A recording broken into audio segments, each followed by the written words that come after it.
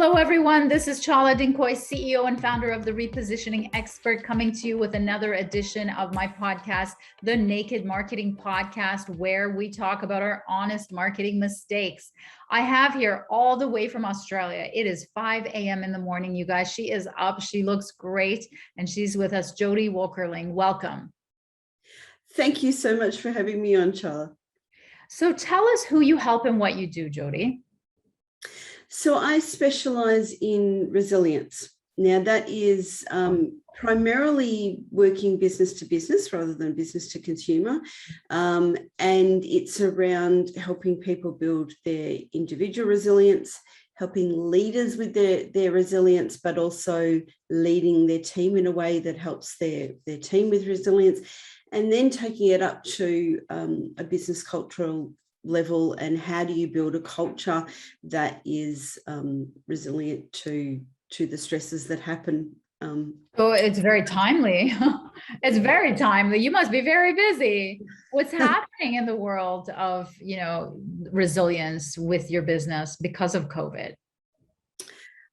It's interesting. In some ways, it is definitely, like, your obvious reaction is, yes, this is a very challenging period, and this is a period where resilience is really needed. Absolutely 100%.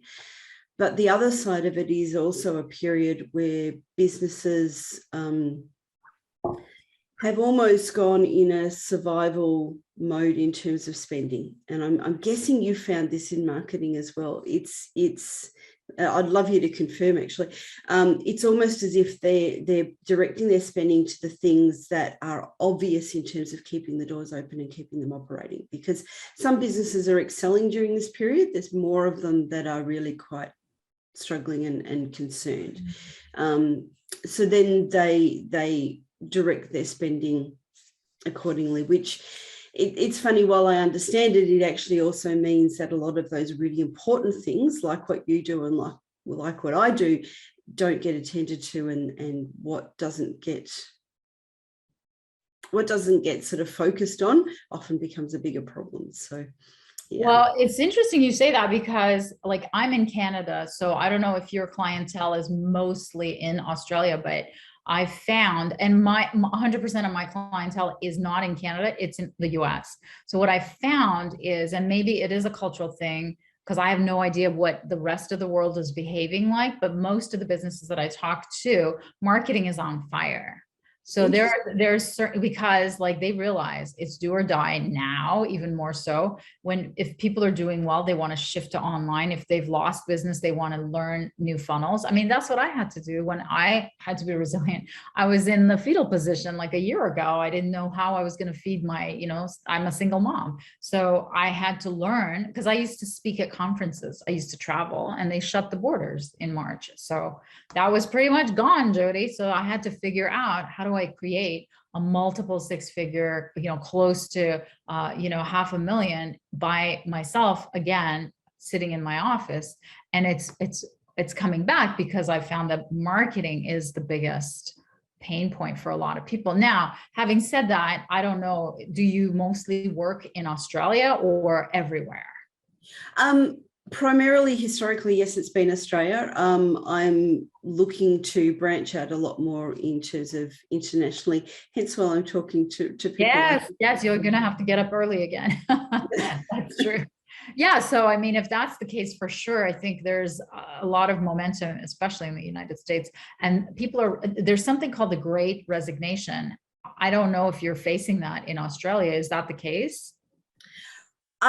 I think we're in the earlier stages of it. I think it's very much happening more in America at the moment, but I'm seeing the pattern developing here, definitely. Isn't it crazy? Well, so that's great to have like a test market where you could see what all the things that are and that's when they're going to come back to the resilience, I'm telling you, because a lot of coaches that I spoke to in the US are already seeing the buzz, and we're repositioning a lot of my clients into being a solution for the Great Resignation. And so we are changing up messaging, we're changing up marketing to be a solution for that. So let's talk a little bit about marketing. Tell us about your marketing. Like, how are you getting clients during the pandemic? What is happening right now? So basically what I'm doing, I use LinkedIn a fair bit, and that's sort of been quite engaging and building audience through LinkedIn. Funnel that through to my own database of people who are my network, and send out sort of regular information through to them, and basically have spots there where people can reach out to me, have a complimentary chat, and then pretty much they decide from there where they want to go ahead. So a lot of it is have those lines of communication available, obvious and open, and then people can make the decision whether they want to go ahead with working with me or not. And so is there anything that you would term less passive, like having the information there, versus more active outreach right now? So active reach, I use Sales Navigator in LinkedIn and reach out to people through. Got it. That's a little bit limited because you're sort of limited to reaching out to around 25 people or so a day before it objects. Yeah, and doing things like I've been doing a lot of podcasts lately to get my my name out there, and I've got a book, so that's a good way of kind of introducing yourself to people, because it's almost like they get a snapshot of where I'm coming from before they work with me. So yeah. So congratulations. Tell us about your book. Thank you. It is designed for senior executives. So that's like your CEOs and your CTOs, CFOs, that sort of level leadership.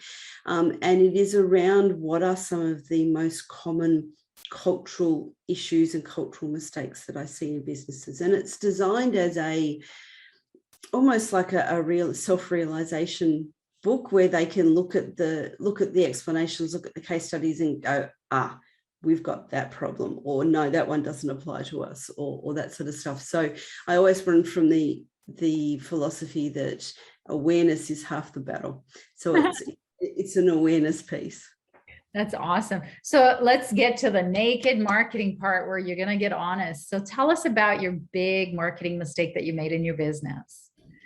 It's interesting. Fairly early on, because I am definitely not a marketing expert. I'm very much somebody who doesn't have a marketing background and had to, in my business, learn pretty much from scratch. So fairly early on, because I wasn't confident in my own ability, I went with what other people said, with not that basis of knowledge to really discern. And as a result of that, I engaged a marketing system and marketing help that really, I just found it was, in hindsight, a huge waste of time, quite a large waste of money, and really it was a waste of time in terms of the amount of time that it spent to do what they said that you had to do, but also time in terms of that was time, months that could have been spent doing something that was a lot better. So I guess it was a case of picking the wrong experts, following their advice without really having that knowledge base to discern, and paying the price, money and time wise because of it. So was it an online funnel that they built for you, or are you at liberty to say? I don't want to say names and that's no, I'm not asking for names. I'm just curious whether it was just like strategy coaching, or more like they sold you a product. No, it was more strategy coaching. So a system that they basically said, follow this, and then they gave one-on-one coaching around doing it. So it was the actual implementation of it. My side was responsible for, but in hindsight, it was the wrong advice. So. Oh, okay. And was it the wrong advice because it didn't fit your market, or because it didn't fit your personality, or what was the biggest issue? Really interesting question. Definitely didn't fit my personality. Definitely. Which I think could have been that's a stopping point, and I can explain why I think that's a stopping point in itself. In terms of whether it was right for my market, it was designed for coaches and consultants. So in theory, it should have been right for the market that I'm in. What was the third option that you said? I said, was it the market? Was it that it wasn't right for you? Or no, that was it. That was it. Okay. Because you said it wasn't a product. So like, it wasn't like a HubSpot or something where you like turn on a funnel and it's a software, or what's the Russell Brunson one, you know, the click funnel. Okay. Yep. It's No, yeah, not that. but it's like literally they said do X, Y, Z, and you did them, and or you didn't do them because it wasn't right for you and it didn't work. Oh, I think there was a third one that you basically said was the system flawed. And I would personally argue the system was flawed, because I know other people who went through the same system and pretty much had the same Wow, outcome. it's so amazing. Yeah. No, you know, I love talking about mistakes because you just literally saved someone, like saved someone's sanity, saved someone money, saved someone time, the people that are watching. But I experienced the same thing from coaching programs and I'm a marketing coach. So I've had to sign up, and during COVID, I actually signed up for a program where it was a very, very high end, but not high touch, you know, it was a high end program. And the people and other people in the program, some were getting nothing and others were making like millions. And for whatever reason, I was like in the middle, but it taught me, well, one, it made some money and gave me some hope during this hopeless time, right? Talk about resilience. But it taught me certain things. So I've always found that no matter what the program is, I take something away from it. If the only thing I take away is what not to do, that's still good, because I'm a coach too, right?